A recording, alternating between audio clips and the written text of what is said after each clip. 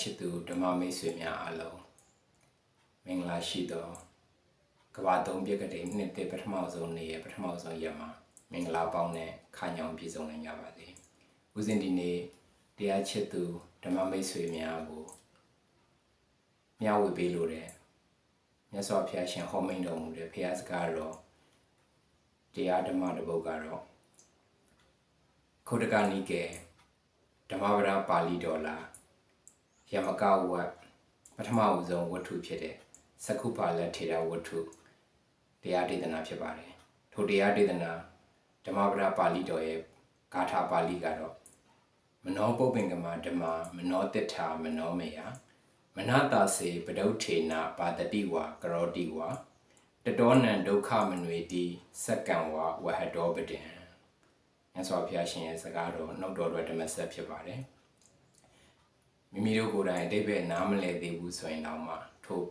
ဘုရားစကားတော်ပါဠိတော်မဂ္ဂရဘာသာစကားဖြစ်တဲ့ဒီပါဠိတော်ပါဠိကထာလေးကိုနာကြားလိုက်ရတဲ့အခါမှာကာရမတော့မသိဘူးဓမ္မမိတ်ဆွေတို့တော့တရားချစ်သူတို့တော့မသိဘူးဦးဇင်းတော့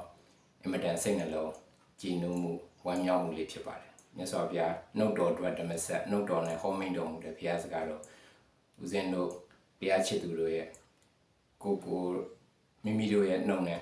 ရွတ်ဆိုပူဇော်လိုက်ရတဲ့အခါမှာအင်မတန်ကိုမိမိတို့ရဲ့နှုတ်ကမော်မြတ်စင်ကြယ်တန့်ဆင်မှုလေးပါခံစားရတယ်လို့ခံစားမိစေတယ်။ဒါတင်ကအောင်မလားမကသေးဘူး။ဦးဇင်းတို့တွေ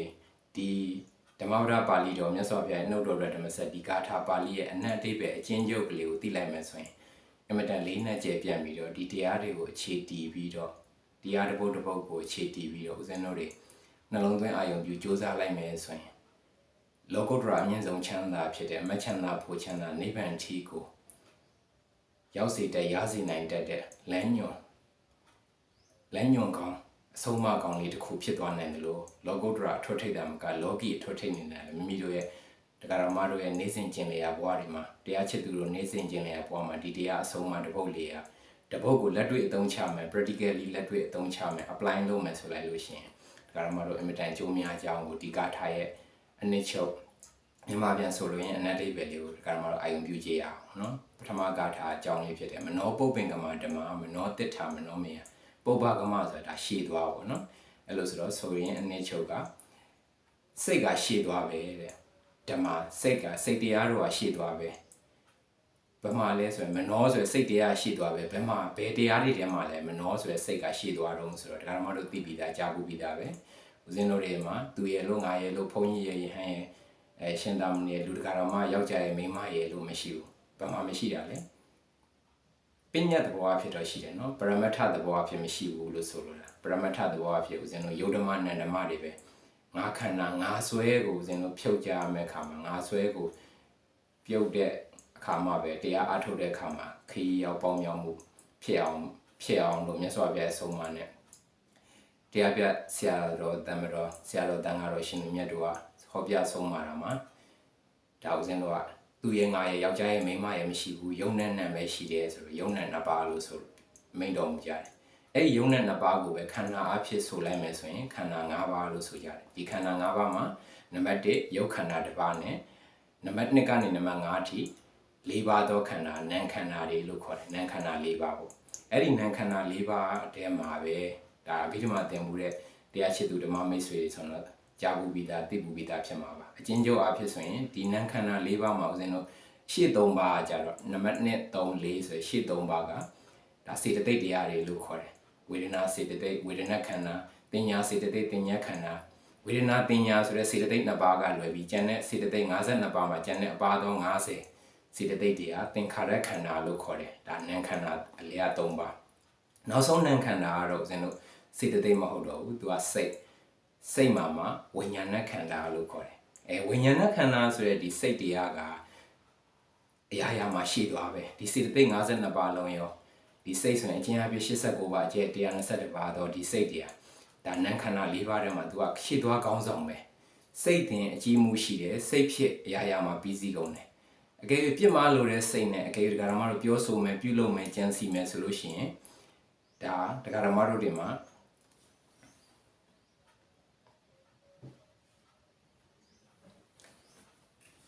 ပြစ်မှားလို့တော့စိတ်ဖြစ်အကယ်၍ ဦးဇင်းတို့တရားတော်မတို့တွေပြုလုပ်ကြမယ်ပြောဆိုမိကြမယ်ကြံစီမိကြမယ်ဒါကရကံဝစီကံမနောကံပေါ့ဟုတ်လားကံ၃ပါးတပါးပါးနဲ့ပြောဆိုရဲဆိုတာဝစီကံပေါ့ပြုလုပ်မိတယ်ဆိုတာကရကံကြံစီမိတယ်ဆိုတာမနောကံပေါ့အဲ့လိုပြောဆိုပြုလုပ်ကြံစီမှုတို့ကြောင့်တဲ့ဒါကံ၃ပါးတပါးပါးတို့ကြောင့်ပေါ့မြတ်စွာဘုရားဥပမာပေးတော်မူတယ်နော်ဘယ်လိုတော့ပါဠိကာထာထဲမှာနောက်ဆုံးကြောင်းလေးမှာပါတယ်တတောနံဒုက္ခမနွေတိစက္ကံဝဝဟတောပဒံစက္ကဆိုလဲပြီးအဲ့လိုဆိုတော့ကြောင့်အဲ့လိုပြောဆိုပြုလုပ်ကြံစီမိမယ်ဆိုရင်လဲပြီးကဝန်ဆောင်နွားဒီလဲကိုဆွဲရတဲ့ရှေ့ကနွားတို့ရဲ့ခြေရနောက်ကိုဒီလဲပြီးနဲ့လဲတစ်ခုလုံးအထူးသဖြင့်ဒီလဲပြီးကထက်ချက်မကွာဒီနွားတို့ရဲ့ခြေရနောက်ကိုလိုက်တယ်လို့ပဲတဲ့မြတ်စွာဘုရားဥပမာလေးဒါအကောင်းတယ်နော်စက္ကံဝဝဟတောပဒံဆိုတာဗဒဆိုတာခြေရပုတ်နိဗ္ဗာန်ခြေရဆိုတဲ့နေရာမှာဒါခြေရဆိုတဲ့ဒါအနတ္တိပဲကိုယူတယ်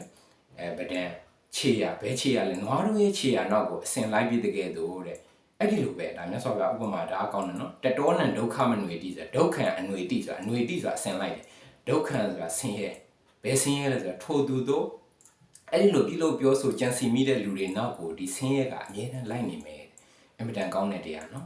ဒါဦးဇင်းတို့တွေပါဠိစကားလုံးလေးလည်းအမြဲပူဇော်ရုပ်ဖတ်အာယုံပြုမိနေမယ်ဆိုရင်ငါတို့ရဲ့ခန္ဓာမှာဒါခန္ဓာ၅ပါးယုံနဲ့၂ပါးဒါယုတ်ရနာရပဲရှိတယ်ခန္ဓာအဖြစ်ဆိုရင်၅ပါးယုတ်ခန္ဓာတစ်ပါးနာမ်ခန္ဓာ၄ပါးနာမ်ခန္ဓာ၄ပါးထဲမှာစေတသိက်ခန္ဓာ၃ပါးနောက်ဆုံးခန္ဓာဖြစ်တဲ့နာမ်ခန္ဓာကစေတသိက်မဟုတ်ဘူးသူတို့ဥဆောင်တဲ့စိတ်ခန္ဓာလို့ခေါ်တဲ့ဝိညာဏခန္ဓာအဲ့ဒီဝိညာဏခန္ဓာကဒီစေတသိက်52ပါးလုံးဒီစေတသိက်ဝေဒနာတင်ညာသင်္ခါရအားလုံးကိုဥဆောင်နေပါလားဒီဥဆောင်တဲ့အတွက်ငါတို့တွေပြစ်မှားလို့တဲ့စိတ်နဲ့အကယ်၍ပြောဆိုမယ်ပြုလုပ်မယ်ကြံစီမယ်ကဲကံဝစီကံမနောကံလုပ်မယ်ဆိုရင်ငါတို့တွေဒါနောက်ကိုအမြဲတမ်းအစဉ်လိုက်ခံနေရမယ်ဒီလို့ပြောဆိုမိတယ်မကောင်းမှုတွေအဲ့ဒါဥပမာမြတ်စွာဘုရားပေးတာတယ်ဒါမှမဟုတ်အမတန်ရှင်းတယ်အမြဲတမ်းဒီဥပမာလေးအာရုံပြုတာလို့ရှိရင်ကိုအမြဲတမ်းမကောင်းမှုကိုပြုလုပ်မိမှာပြစ်မှားလို့တဲ့စိတ်နဲ့မပြုလုပ်မိအောင်ဒီရှေ့သွားကောင်းဆောင်စိတ်ကိုကောင်းတဲ့နေရာမှာအသုံးချမိအောင်ဦးဇင်းတို့စူးစမ်းကြရမယ်ဒါတော့ဦးဇင်းတို့တွေမကောက်ဘူးဒကာဓမ္မတို့အားလုံးလည်းအဲ့လိုစူးစမ်းမိမယ်ဆိုရင်ဒီနေ့ခေတ်ဒါခေတ်ကတဖြည်းဖြည်းဆုတ်လာတယ်ပျက်စီးလာတယ်ယိုယွင်းလာတယ်လူတွေရဲ့အကျင့်စာရိတ္တတွေလူတွေတင်မကောက်ဝိဟန်တာမနေတဲ့လူတွေဒီထဲမှာလည်းဦးဇင်းတို့တွေတက်နေမြတ်မိမိတို့ရဲ့စိတ်ကိုကိုစီတို့ရဲ့စိတ်ကိုဒါပြစ်မှာလို့တဲ့စိတ်မကောင်းတဲ့စိတ်တွေနဲ့ပြောဆိုပြုလုပ်ကြံစီမှုတွေမပြုကြဘဲနဲ့မိမိတို့ရဲ့ကိုစီစိတ်တွေကိုပြုပြင်ပြောင်းလဲသွားကြမယ်ပြင်ဆင်သွားကြမယ်ဆိုရင်ဒါဦးဇင်းတို့ရဲ့လောကကြီးကနေပြောတယ်ဆိုတဲ့နေရာမှာဒါစိတ်ချမ်းသာရတယ်ပေါ့လေကိုယ်ဤဆင်းရဲခြင်းစိတ်ဤဆင်းရဲခြင်းတွေတန်တန်မြတ်ဝေးနိုင်မြတ်ဝေးရတယ်ဘယ်သူတွေဘာပဲမကောင်းမှုလို့ကောင်းမှုဘလို့ပဲဖြစ်နေဒါတွေကိုကိုယ်ကစိတ်တဲ့အာယုံနဲ့အာကုသို့အညစ်အကြေးအစွန်ထင်းမခံစေပဲနဲ့ဒါစိတ်ဆင်းရဲမှုတွေ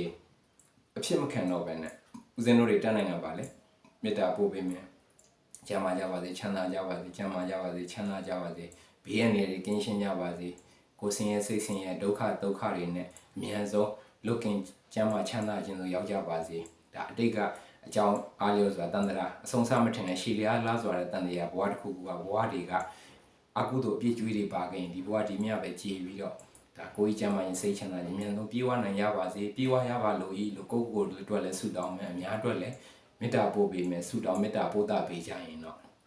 ဒါမေတ္တာခြုံလုံးပါတယ်တကဘာလုံးကိုမြတ်စွာဘုရားရှင်ကတကောအမတန်80ပတ်ပြည့်စုံပေမဲ့လေမြတ်စွာဘုရားရှင်ဟာဒီရှိတဲ့အထွတ်အမြတ်ဆုံးတလောကလုံးရဲ့တူနိုင်လို့မရတဲ့တကောကြီးပါတယ်လို့ဣတတရားတော်မူတဲ့ရှင်မောက္ကလန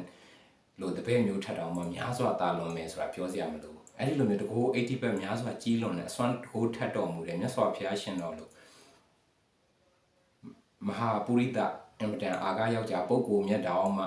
ဦးဇင်းတို့နောက်လိုက်တက္ကရာမတွေတပည့်သားတန်ဃာတွေအားလုံးကိုဥဆောင်လမ်းပြခဲ့တာဗာနဲ့လေ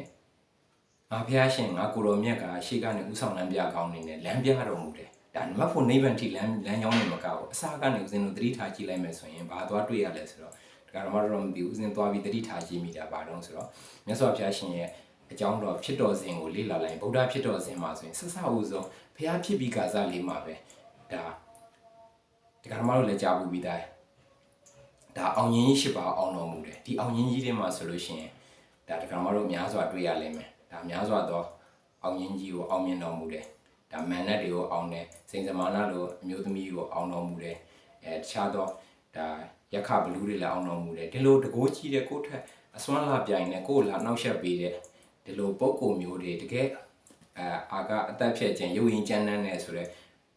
ဒါအတိုက်ခိုက်နှောက်ယှက်တွေကြုံလာတာတော့မြတ်စွာဘုရားတကိုးနဲ့ဖြည့်ရှင်းတော့မှာမဟုတ်ဘူးဒါဦးဇင်းတို့စံပြခဲ့တာနော်ဒီခြေကနေဥဆောင်ပြခဲ့တာဘာနဲ့ဖြည့်ရှင်းလဲ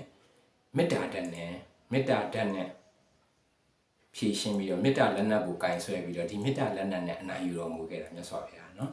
ခန္တီမေတ္တာကိုခန္တီပြီးခံတော်မူတယ်ဒါမေတ္တာထားတော်မူတယ်မြတ်စွာဘုရားရှင်ရဲ့ပြီးခံနိုင်မှုအားမေတ္တာဓာတ်အားကဒါမြတ်စွာဘုရားဖြစ်တော်မူဖို့အတွက်ဖြည့်ကြည့်ခဲ့ရတဲ့၄သိန်းချင်းတဲ့ကဘာတသိန်းအနည်းဆုံးဒီပါရမီဖြည့်ရတစ်လျှောက်မှာလဲဒါပါရမီတော်10ပါးအပြား30ဆိုတာဒါမှမဟုတ်လည်းသိတယ်ကြားဘူးပြီးသားအဲ့ထဲမှာဆိုရင်ဒါခန္တီပါရမီဒါမေတ္တာပါရမီဒါပါရမီတော်10ပါးထဲမှာဒါပါဝင်နေဆိုတာသိကြပြီးဦးဇင်းတို့တွေလည်းအတူယူအားကြကြပြီးတော့ဦးဇင်းဒီနေ့မျှဝေတဲ့မြတ်စွာဘုရားရှင်ဟောမိန်တော်မူတဲ့ခုတ်တကနိကာယလို့ခေါ်တာပေါ့လေမြန်မာလိုဆိုတော့ခုတ်တကနိကေပေါ့ခုတ်တကနိကေဓမ္မပဒပါဠိတော်လားယမကဝတ်ရဲ့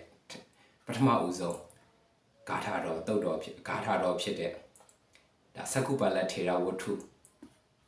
အကြောင်းပြုတဲ့ဒီပါဠိဂါထာလေးကိုအာယုံပြုကြရင်နဲ့ဓမ္မတော်တွေဦးဇင်းတို့တွေမြတ်စွာဘုရားရှင်ကဲ့သို့သောဦးဆောင်မှုလမ်းပြကောင်းဆောင်ကောင်းရဲ့နောက်ကိုဦးဇင်းတို့ထက်ချက်မကွာကိုစွမ်းနိုင်သမျှတူအောင်လိုက်တူပြီးတော့အတူယူပြီးတော့